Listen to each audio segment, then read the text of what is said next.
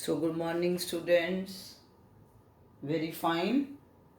So, today we are going to discuss about friction. तो आज का हमारा टॉपिक है व्हाट इज फ्रिक्शन. नॉर्मली जब भी हम कोई भी प्रॉब्लम ले रहे हैं, when we talk about smooth surface और रफ सरफेस, तो naturally we take into account force of friction in case of rough surface. जब भी हम रफ सरफेस की बात करते हैं तो उसमें फोर्स ऑफ फ्रिक्शन का कॉन्सेप्ट जो है वो आता है. तो अब सबसे पहले क्या है friction? Friction is the opposing force which comes into play when one body moves or tends to move over the surface of other body. कहने का मतलब, जैसे मान लीजिए आपने कि एक हॉरिजॉन्टल सरफेस ले लिया, उसके ऊपर मैं ये वुडन ब्लॉक रख रही हूँ. अब ये वुडन ब्लॉक कोशिश कर रहा है to move on this horizontal surface. ये मूव करेगा या करने की कोशिश में है. It is in the state of rest or in the state of motion, but force is applied on it. अब मान लीजिए कि मैं इस ब्लॉक के ऊपर फोर्स अप्लाई कर रही हूँ and that force is not sufficient to produce motion in it, तो उस केस में क्या आएगा कि body tends to move. ठीक होगी बात? तो इसलिए हम क्या कह रहे हैं कि force of friction is the opposing force which comes into play. कब? When one body moves or tends to move over the surface of other body. ठीक होगी बात? अब क्वेश्चन आ गया कि जब ये वुडन ब्लॉक इस सरफेस के ऊपर है, मोशन कोशिश है या मूव कर रहा है, तो क्यों अपोजिंग फोर्स आ रही है? What is cause of friction? तो बेटा कॉज ऑफ फ्रिक्शन में नंबर 1 पॉइंट है इंटर मॉलिक्यूलर और you can say inter atomic forces. Intermolecular force of attraction. अब actually these are the two surfaces of different kinds. तो इनके बीच में जो force intermolecular force of attraction होगी, that will be force of addition. तो उसकी वजह से ये दोनों जो हैं इन कांटेक्ट रहने की कोशिश करेंगे. So obviously if you want to move that, तो in that very case force is required to overcome this intermolecular force of attraction. तो एक तो ये रीजन है. दूसरा है interlocking of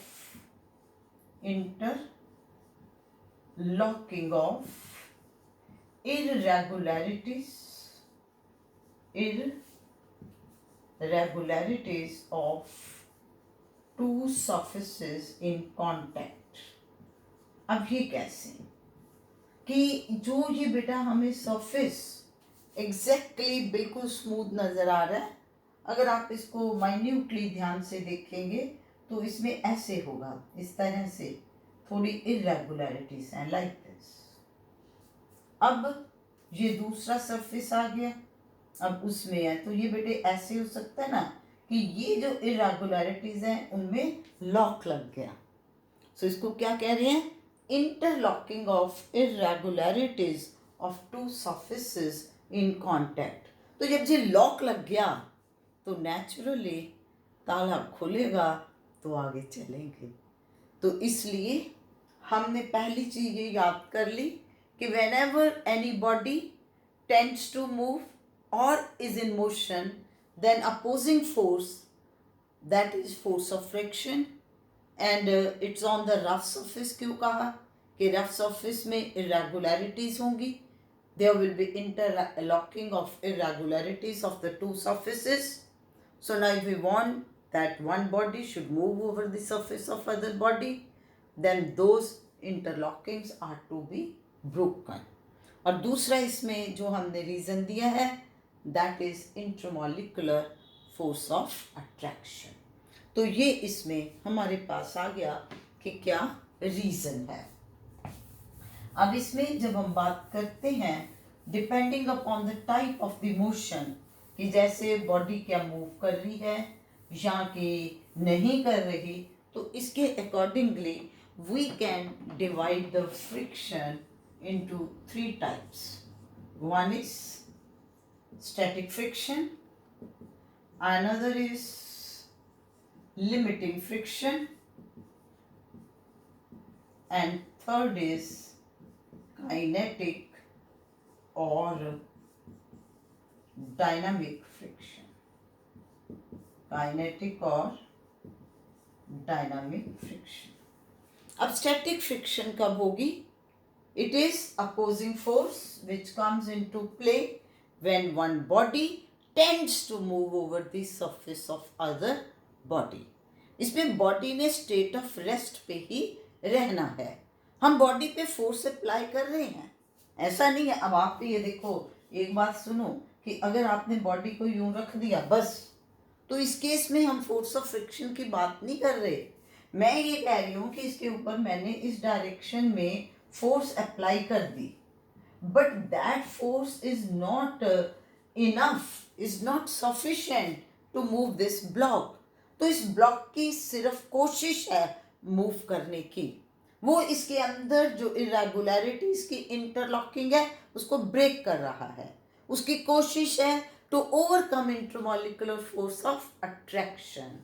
तो इस सिचुएशन में फोर्स ऑफ फ्रिक्शन जो है वो अपोजिट डायरेक्शन में, opposite to direction of motion act करेगी.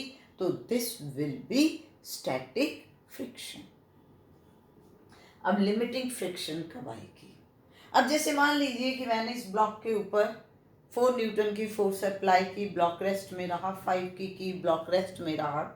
जैसे ही मैंने 6 न्यूटन की फोर्स अप्लाई की ब्लॉक के ऊपर, तो ब्लॉक अपनी जगह से सरका, मूव नहीं किया, जस्ट सरका. जैसे घर में उठती हूँ, तो जैसे ही उठने की कोशिश में, फिराक में हुए. So that is a situation of limiting friction. तो लिमिटिंग फ्रिक्शन क्या आएगा? Opposing force which one comes into play when one body tends to move over the surface of other body. तो वो क्या करता है? जस्ट इसमें था, इसमें आएगा opposing force which comes into play when one body just moves over the surface of other body. So इसमें सिचुएशन है जस्ट मूव की. और यहाँ पर बेटा क्या है? अपोजिंग फोर्स कब है? When one body tends to move over the surface of other, over the surface of other. ठीक हो गया? क्लियर हो गया? तो this is the basic difference. इसमें उसकी कोशिश है, यहाँ पर वो जस्ट स्लाइड किया, जस्ट हिला. और डायनामिक फ्रिक्शन कब आएगी? जब बॉडी मोशन में आ गई, kinetic friction. So that means ये कब आएगा? It is the opposing force which comes into play when one body moves over the surface of other body. तो इसमें वो मूव कर रही है. सो बच्चे, मैंने पहले ही आपको कहा कि depending upon the type of the motion, कि whether body is at rest और बॉडी इज इन मोशन और body just is in the state of motion, तो हमने फ्रिक्शन को 3 पार्ट्स में डिवाइड कर दिया. Static friction, limiting friction and kinetic friction. तो अब तक हमने इसमें ये जान लिया फ्रिक्शन क्या है, उसका रीज़न क्या है, कॉज ऑफ फ्रिक्शन क्या है, और इसमें किस तरीके से हम इसमें स्टैटिक काइनेटिक फ्रिक्शन की बात करते हैं। अब इसमें आपको बेटा 2 मार्क्स में ये क्वेश्चन आ जाता है। स्टैटिक फ्रिक्शन इज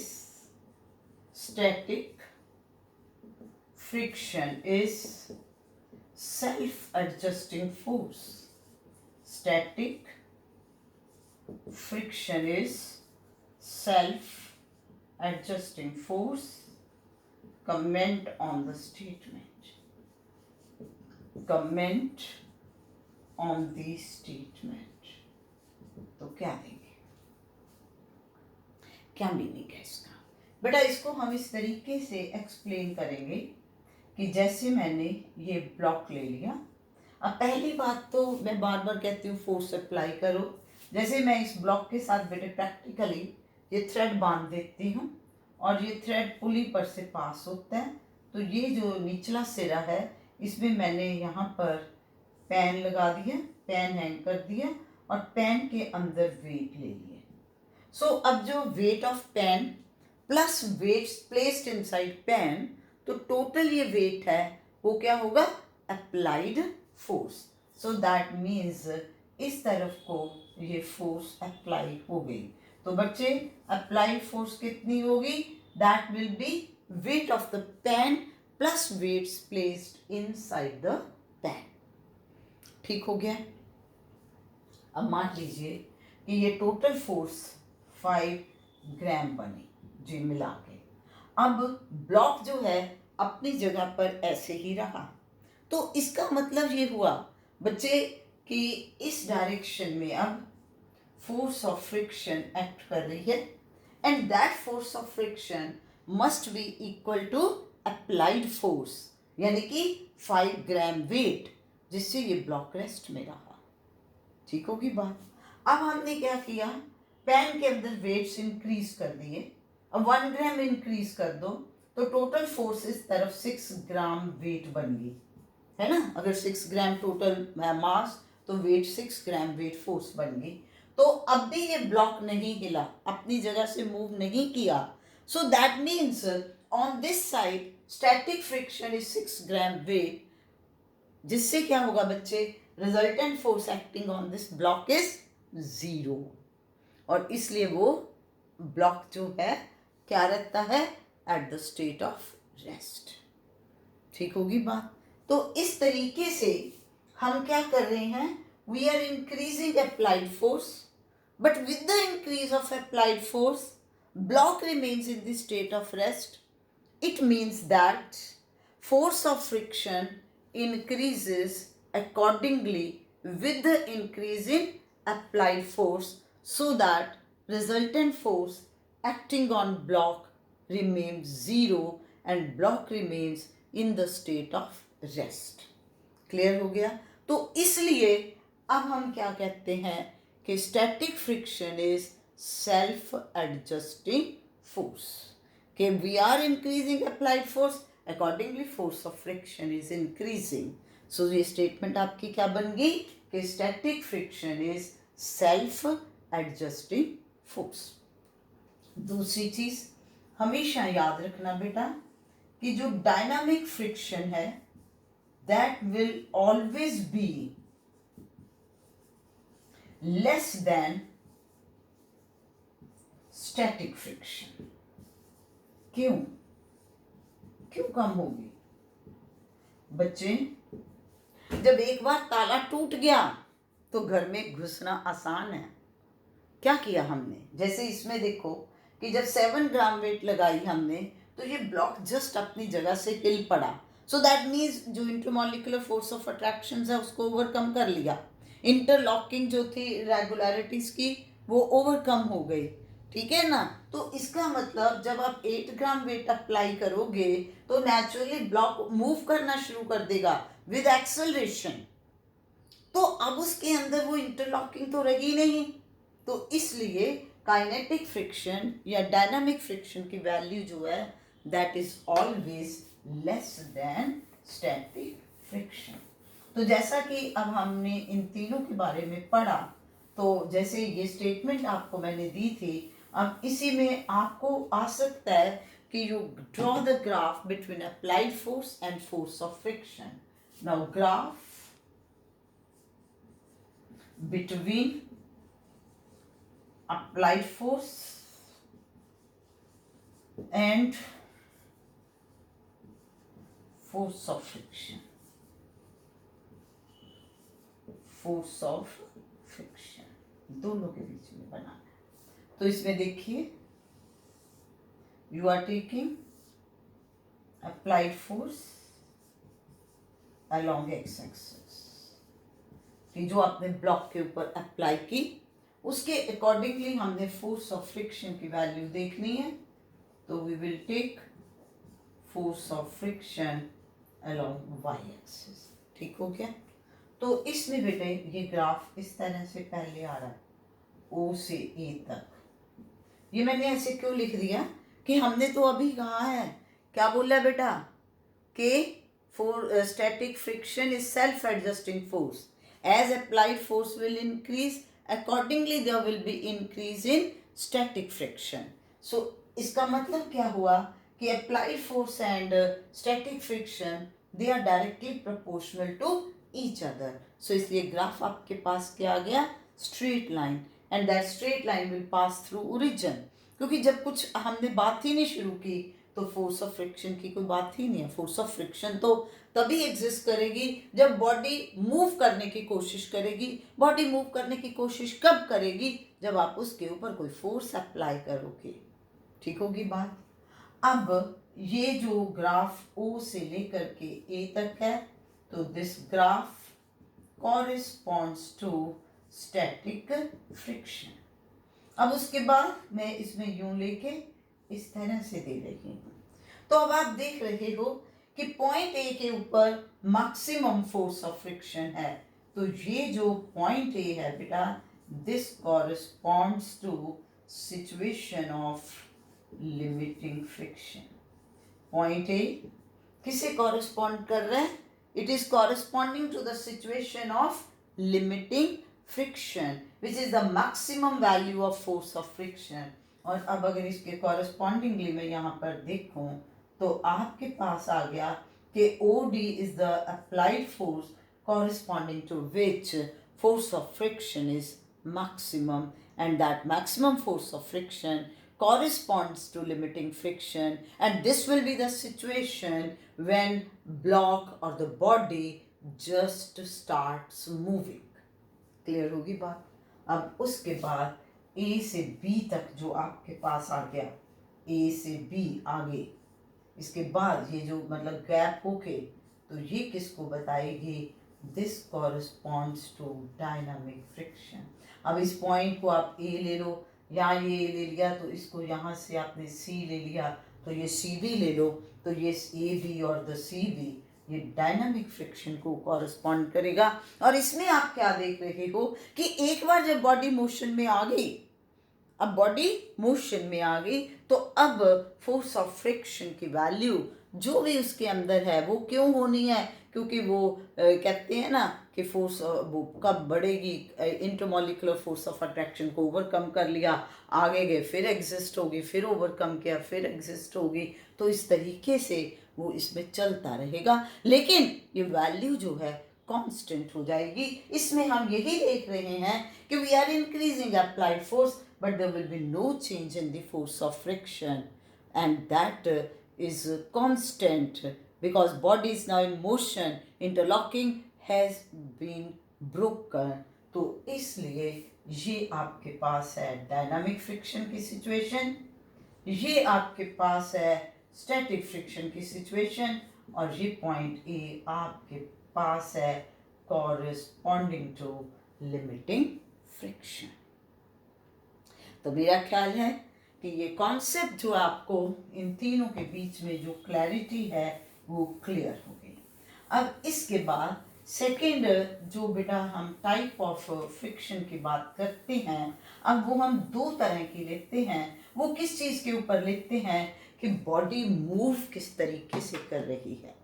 एक है, अब जैसे ये ब्लॉक है, अब ये ब्लॉक बेटा इस के ऊपर यूं चल रहा है, तो जब ये ब्लॉक इसके ऊपर यूं चल रहा है, ये पूरे का पूरा देखो ब्लॉक इसके कांटेक्ट में है, तो ये क्या हो रहा है, स्लाइड हो रहा है। दूसरा, बॉडी क्या करती है, रोल करती है। कोई भी चीज जिसके व्हील्स लगे हुए हैं वो जब आगे को मूव कर रही है तो वो रोल करती है।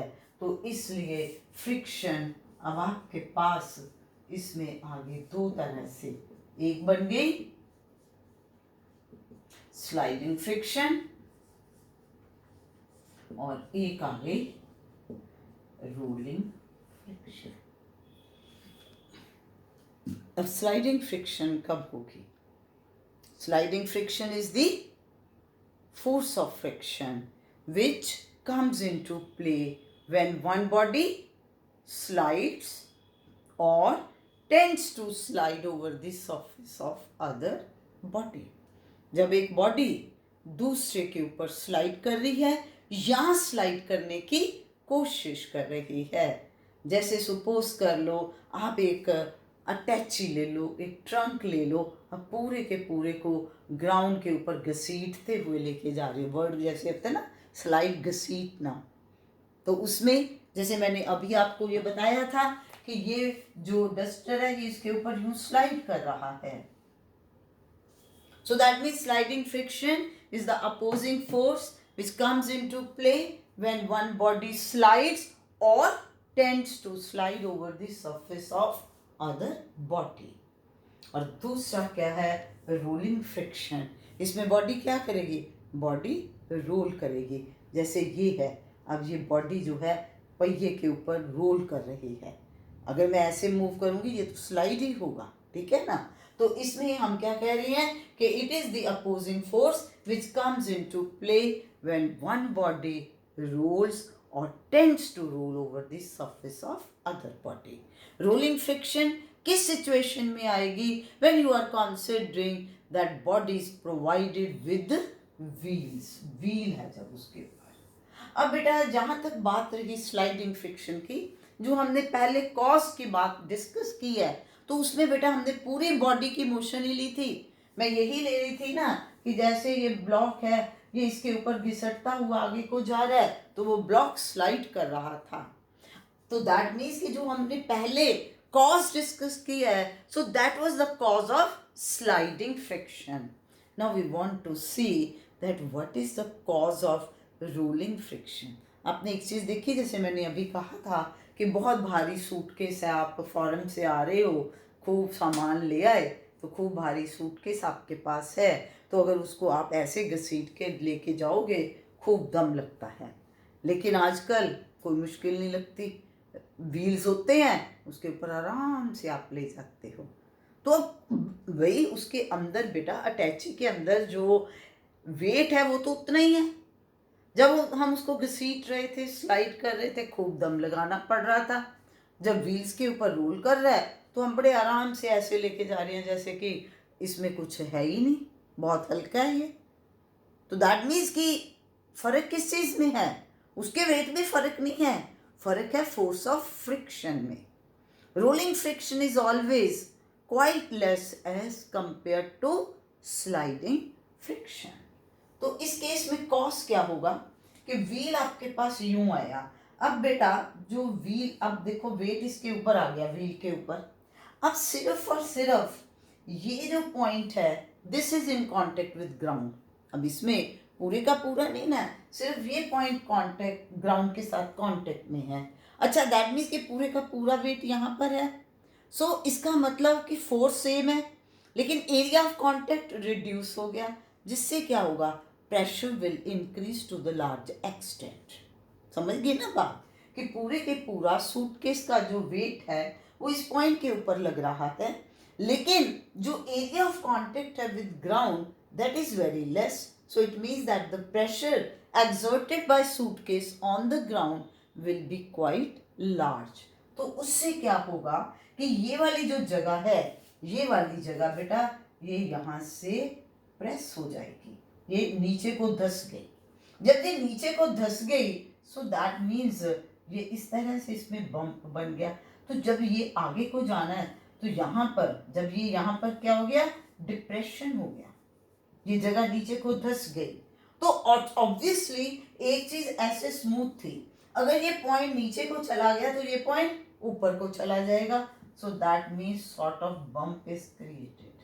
तो अब जब इस बॉडी ने, इस व्हील ने मूव करना है, तो उसने इस डिप्रेशन से निकल के इस बम्प को ओवरकम करना है। इस बम्प को क्या करना है, उसने ओवरकम करना है, इसको क्रॉस करना है। डिप्रेशन से बाहर आना है, बम्प को क्रॉस करना है, तो इसमें इसका दम लगेगा। सो दैट जो फोर्स जो उस पर लग रही है, in order to cross this bump, that will be the cause of rolling friction. So clear हुआ कि इसमें इतने प्रेशर के साथ ग्राउंड पे, ग्राउंड मतलब किसी भी सरफेस के ऊपर जिसके ऊपर भी बॉडी है, तो वो उस सरफेस को प्रेस कर देती है। उसके डिप्रेशन से जो नेक्स्ट आगे का पार्ट है वो रेज अप हो जाएगा, यानी कि bump will be set up. और now when body has to move, that body has to cross the bump, it means that barrier will act as rolling friction. तो ये बेटा हमने अभी तक बात की कि भाई कितनी तरह से, किसके हिसाब से हम फ्रिक्शन को डिफरेंट टाइप्स में डिवाइड करते हैं। और इसकी बात करने के बाद हमने इसमें रीज़न देखा, स्लाइडिंग फ्रिक्शन का क्या रीज़न है, रोलिंग फ्रिक्शन का क्या रीज़न है। अब हम इसमें डिस्कस करते हैं कि what are laws of limiting friction या लॉज ऑफ फ्रिक्शन, कुछ भी आप कह लो। मैंने आप कहोगे कि मैडम आपने लिमिटिंग फ्रिक्शन के लॉस क्यों बोला है, क्योंकि एक्चुअल प्रैक्टिस में बेटा अगर मैं कुछ मेजर कर सकती हूँ तो मैं तो लिमिटिंग फ्रिक्शन को ही मेजर कर सकती हूँ, क्योंकि स्टैटिक में तो हमने पहले ही कह दिया कि भाई उसकी तो वैल्यू का कोई है ही नहीं।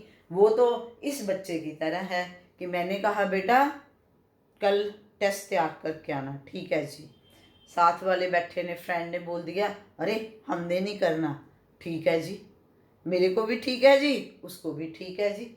अगर तीसरे ने कह दिया नहीं नहीं मैडम कहते हैं करके जाएंगे, ठीक है जी, जिसने जैसा कहा हाँ जी, तो वही स्टैटिक फ्रिक्शन की बात है। तो क्या पता चला, अब ये वाला पर बच्चा है, ये कहता भाई मैं तो तैयार करके आऊँगा, तू जो मर्जी बोल, तू जो मर्जी बोल, तो उसमें क्लैरिटी है।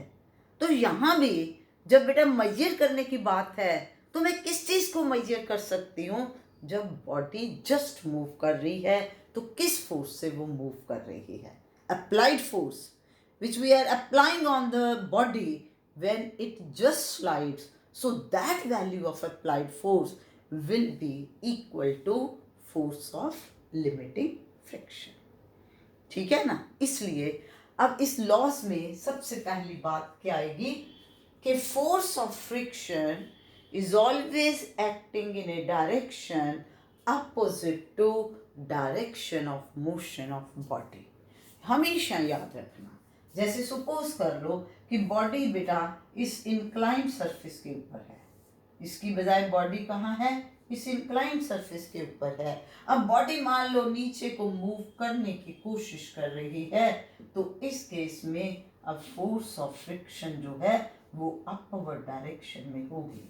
तो हमेशा हमेशा याद रखना है कि force of friction is always acting in a direction opposite to direction of motion of the body. दूसरा point, force of friction is always directly proportional to, is always directly proportional to normal reaction, normal reaction। तो इसमें हमने ये कहा है कि जो F है that is proportional to R। अब ये R क्या है बेटा, ये देखिए, ये देखो कि जब हमने इस तरीके से बॉडी को लिया तो बॉडी का जो अपना वेट है that is acting vertically downward. तो that means with that very force this block is pressing the surface in the downward direction. So इसका रिएक्शन होगा according to Newton's third law. Reaction will be exerted by this surface on the block in the upward direction. तो ये reaction हो गया. ठीक हो गया. तो that means reaction is always equal to W, that is the weight of the body जो कि सरफेस के ऊपर पड़ी है जिसने मूव करना है. अब इसके बाद हम इसमें इस डायरेक्शन में फोर्स अप्लाई कर रहे हैं. ठीक है. इस डायरेक्शन में उसके मूव करने की कोशिश है. तो दैट मीन्स कि फोर्स ऑफ फ्रिक्शन इस डायरेक्शन में एक्ट करेगा when body tends to move over this. तो जब वो जस्ट मूव कर रही है तो that means in that very case applied force is equal to force of friction. तो इसमें अब ये कहा गया है कि ये जो फोर्स ऑफ फ्रिक्शन है ये क्या है, directly proportional to normal reaction. इसका कैसे, अब मान लीजिए बेटा कि ये पहले मैंने ये वुडन ब्लॉक लिया, तो मान लो कि इधर 10 ग्राम वेट पे ये बॉडी जस्ट मूव की, तो that means force of friction जो है 10 ग्राम वेट था. अब मैं इस ब्लॉक के ऊपर कुछ वेट और लगा देती हूँ, तो दैट मीन्स कि जो नॉर्मल रिएक्शन है, अब नीचे क्या हो गया, W plus this small w जो वेट लगाए, तो अब नॉर्मल रिएक्शन की वैल्यू इंक्रीज होगी ना. तो हम देखेंगे कि अब ये 10 ग्राम जब आपने फोर्स अप्लाई की, ये ब्लॉक जस्ट अपनी जगह से नहीं हिलेगा. Now you have to increase this applied force. तो अगर अप्लाइड फोर्स इंक्रीज करनी पड़ी, so that means accordingly force of friction will increase. तो इसलिए हम यहाँ से कहते हैं कि force of friction is directly proportional to normal reaction, which means that the ratio of force of friction to normal reaction is mu, that is known as coefficient of friction. तीसरा, इसमें हम ये कहते हैं कि force of friction is independent of area of contact between two surfaces. Area of contact between two surfaces. कि मान लो, इसका मीनिंग ये है कि मान लो मैंने बेटा ऐसे लिया कि ये मेरे पास ना ग्लास है, ये है ग्लास का सरफेस, राइट, दोनों में. ये मेरे पास ब्लॉक है, ये ब्लॉक मैंने इस शेप का ले लिया, ऐसे करके, ऐसे वुडन ब्लॉक है, और ये वुडन ब्लॉक का जो वेट है 15 ग्राम वेट. और दूसरा मैंने ऐसे ले लिया, ऐसे, ये भी वुडन ब्लॉक ही है, उसी मटेरियल का, इसका भी वेट 15 ग्राम वेट है. अब क्या फर्क है, सरफेसेस दोनों में वुड और ग्लास है, वुड और ग्लास है, दोनों में आर रिएक्शन सेम है. तो हम देखेंगे कि फोर्स ऑफ फ्रिक्शन भी दोनों में एक जितनी आएगी. अब इसमें डिफरेंट क्या था, यहाँ सिर्फ और सिर्फ एरिया ऑफ कांटेक्ट इतना है, यहाँ पर इतना ज़्यादा है. तो हम इसलिए क्या कह रहे हैं कि force of friction is independent of area of contact between the two surfaces. और फोर्थ हम इसमें ये कहते हैं कि अब ये जैसे मैंने ये स्पेशल मेंशन किया, ये ग्लास है, ये वुडन है, तो फोर्थ आएगा force of friction depends upon nature of to surfaces in contact. किसके ऊपर डिपेंड कर रही है, nature of to surfaces in contact, कि जो दो सरफेसेस हैं इन कांटेक्ट उनकी नेचर क्या है. सो क्लियर कि ये चारों पॉइंट्स हैं जिसके ऊपर ये फोर्स ऑफ फ्रिक्शन की वैल्यू जो है कैसे डिपेंड करती है, हम देखते हैं. अब इस पॉइंट के ऊपर कि व्हेन वी से it is independent of area of contact, इसमें मैं आपको कंसेप्चुअल प्रॉब्लम भी बताती हूँ कि आप देखते हो बड़े बड़े स्मार्ट साइकिल्स, बड़ी बड़ी ब्रेक्स, तो किसी की छोटी सी ब्रेक है, so it will be immaterial कि whether the break is small और लार्ज, बिकॉज दोनों में अगर स्पीड सेम है, सारा कुछ सेम है, तो फोर्स ऑफ फ्रिक्शन की वैल्यू जो है वो सेम आएगी. तो इसमें आज जो हमने इसमें सारा किया वो बेसिक अंडरस्टैंडिंग ली है about force of friction. Next lecture में we will discuss about coefficient of friction, angle of friction and all other factors. So please पूरी वीडियो देखने के बाद you comment in the comment box that out of sliding friction and rolling friction which value of force of friction will be less. कि sliding friction और rolling friction में से कौन सी friction की वैल्यू है जो लेस है. So please like, share and comment. Thank you.